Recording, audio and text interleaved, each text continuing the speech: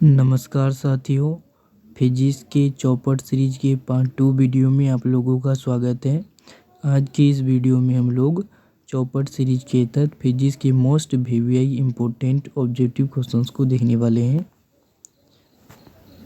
First question आप लोगों के सामने है कि हवा की सापेक्ष आर्द्रता को मापने और रिकॉर्ड करने वाला उपकरण है। तो इसका सही आंसर हो जाएगा आर्द्रता मापी। दूसरा क्वेश्चन है, ऊनी कपड़े शरीर को गर्म रखते हैं क्योंकि ऊनी शरीर का तापमान बढ़ाता है।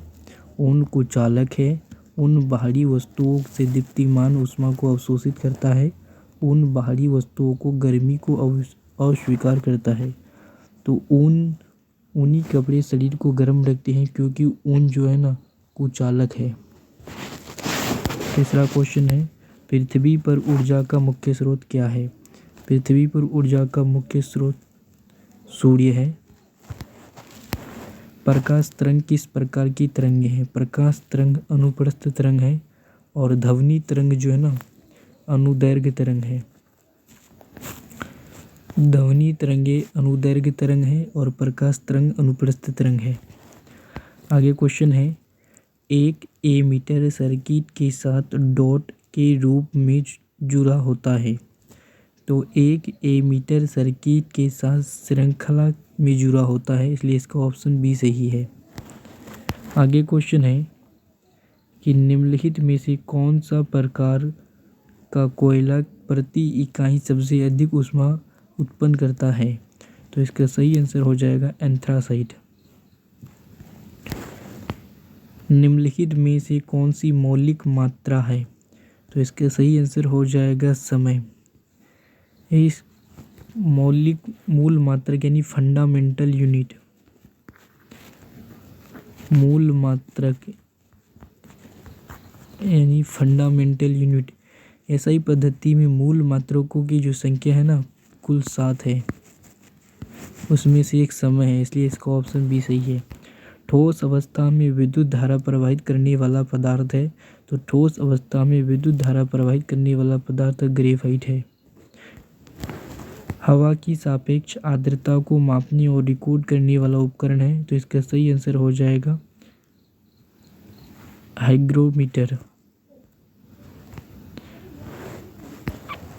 माध्यम के तापमान में वृद्धि के साथ प्रकाश की गति बढ़ती है, घटती है, अपरिवर्तित रहती है, अचानक गिरती है।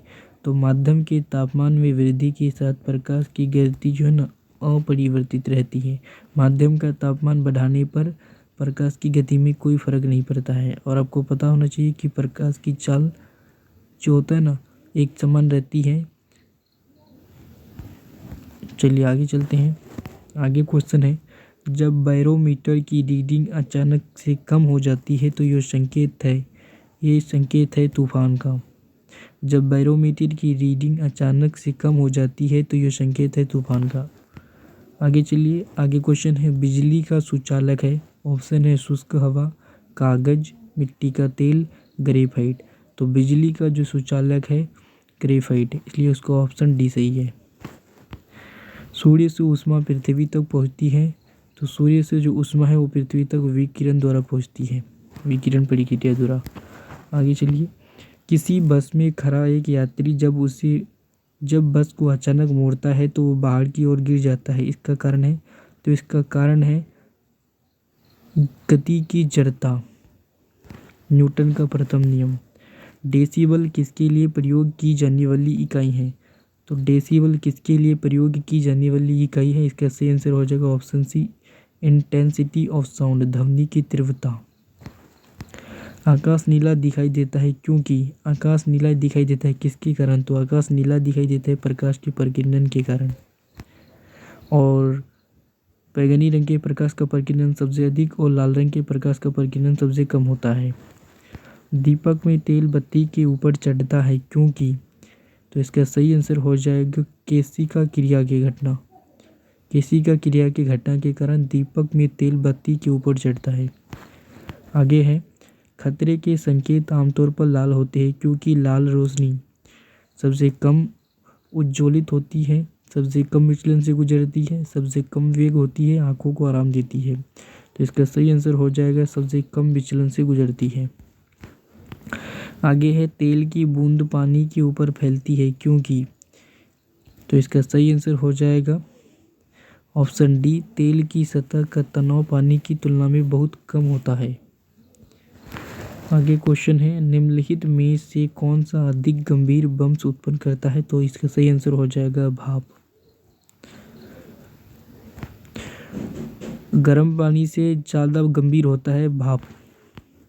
मानव आँख में निकट दृष्टि दोष को उचित उपयोग द्वारा ठीक किया जा सकता है। तो निकट दृष्टि दोष को ठीक किया जा सकता है अवतल लेंस से, और दूर दृष्टि दोष को ठीक किया जाता है उत्तल लेंस से, और निकट दृष्टि दोष को अवतल लेंस से।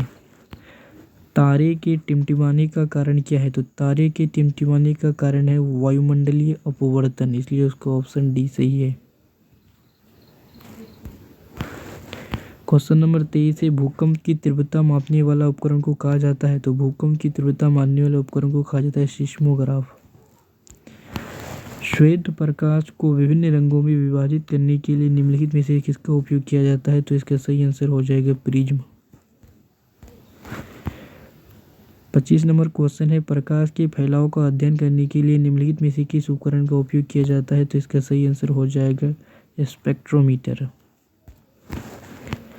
एक फाउंटेन पेन के सिद्धांत पर काम करता है। तो एक फाउंटेन पेन केशिका क्रिया उस पर काम करता है। हवा की गति मापने के लिए प्रयुक्त उपकरण है। तो हवा की गति मापने के लिए प्रयुक्त उपकरण है एनीमोमीटर। आगे क्वेश्चन है, गुरुत्वाकर्षण के नियम को किसने परिभाषित किया। तो गुरुत्वाकर्षण के नियम को न्यूटन ने परिभाषित किया। पानी का एक तालाब किसके कारण कम गहरा दिखाई देता है। तो पानी का एक तालाब किसके कारण कम गहरा दिखाई पड़ता है। तो इसका सही आंसर हो जाएगा अपवर्तन। पहाड़ी क्षेत्रों में पानी के पाइप अक्सर ठंडी रात में फट जाते हैं क्योंकि। पहाड़ी क्षेत्रों में क्या होता है, जो पानी के पाइप होता है ना, ठंडी रातों में फट जाते हैं क्योंकि जिस सामग्री में पाइप बनाए जाते हैं वो ठंडे के कारण सिकुड़ जाती है और टूट जाती है। पाइपों में पानी कम जमता है और जमने पर पानी फैलता है जिससे पाइप टूट जाते हैं। तो इसका सही आंसर हो जाएगा ऑप्शन बी, पाइपों में पानी जम जाता है और जमने पर पानी फैलता है जिससे पाइप टूट जाता है। आगे क्वेश्चन है, वेंटिलेटर कमरे की छत के पास उपलब्ध कराए जाते हैं क्योंकि। जो वेंटिलेटर हम लोग लगाते हैं वो कमरे की छत के पास लगाते हैं क्योंकि सांस छोड़ने वाली गर्म हवा ऊपर उठती है और बाहर चली जाती है, इसलिए इसका ऑप्शन ए सही है। क्वेश्चन है, ग्लोबल वार्मिंग के परिणाम स्वरूप होने की उम्मीद है। समुद्र स्तर में वृद्धि, फसल पर्यटन में बदलाव, तट रेखा में बदलाव, उपरोक्त सभी। तो इसका ऑप्शन डी सही हो जाएगा, उपरोक्त सभी।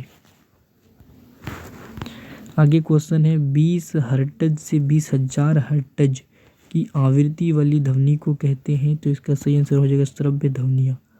और 20 हर्ट्ज से नीचे की ध्वनि को सुनाई नहीं दे सकता है, इसे कहते हैं अश्रव्य ध्वनियाँ। और 20,000 हर्ट्ज से ऊपर की ध्वनि को कहते हैं प्राश्रव्य ध्वनियाँ। बिजली के बल्ब का फिलामेंट बना होता है। तो बिजली के बल्ब का फिलामेंट बना होता है टंगस्टन का, VBI।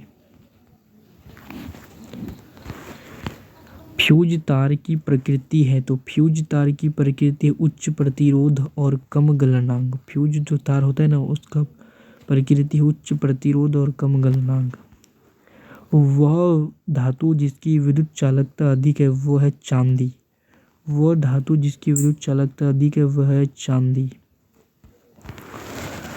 किलोवाट घंटा किसकी इकाई है। तो किलोवाट घंटा इकाई है ऊर्जा का, ऑप्शन नंबर ए सही। 38 नंबर क्वेश्चन है, विद्युत आवेश की इकाई है। तो विद्युत आवेश की इकाई है कूलम्ब, इसलिए इसका ऑप्शन बी सही है। तो आज का वीडियो यहीं पर समाप्त करते हैं। आज फिजिक्स का चौपड़ सीरीज का पार्ट 2 वीडियो था और पार्ट 3 वीडियो जल्दी आएगा।